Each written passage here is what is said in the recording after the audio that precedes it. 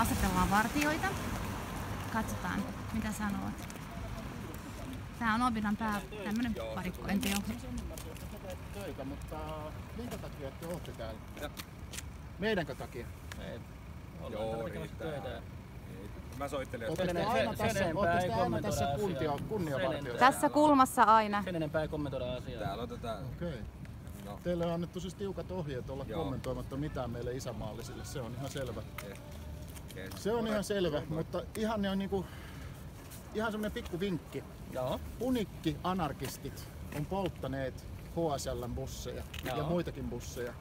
Me isänmaalliset emme ole koskaan kajonneet liikennöitsijöiden alusta. Että siinä mielessä teidän työnne on täysin turhaa. Aivan täysin turhaa. Sitten kun te näette sellaisia liimahaistajan näköisiä punikkianarkisteja, niin silloin kannattaa olla täällä huudissa.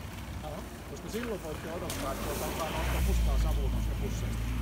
Ja se ei todellakaan synny siitä, että joku niistä lähtisi käymään. Mutta teidät on tilattukin tätä juttua varten, eikö Sokke? Ilman muuta, mutta he ei saa bussivarikolla siihen mitään. Niin on, mutta sehän on päivänselvä. Mutta eikö se ollutkin ihan rauhallinen tapahtuma? Juu, eihän tässä ollut sen kummempaa. Me ollaan sivistyneitä ihmisiä. Jos me oltais oltu punikkianarkisteja, niin tässä olisi vähintään lentänyt kananmunat tonne ja sitten näiden bussien päälle. Ehkä mahdollisesti myöskin teidän päälle. Koska sehän on heidän yleinen tapansa sanoa, että emme pidä teistä. Asiallinen keskustelu aina hyvästä. Niin, asiallinen keskustelu. Kato, me isänmaalliset kyetään tällaiseen asialliseen keskusteluun, mutta punikkianarkistit eivät kykene. Näin. Tee mitään. Näillä mennään. Ei mitään. Päivän jatkoja.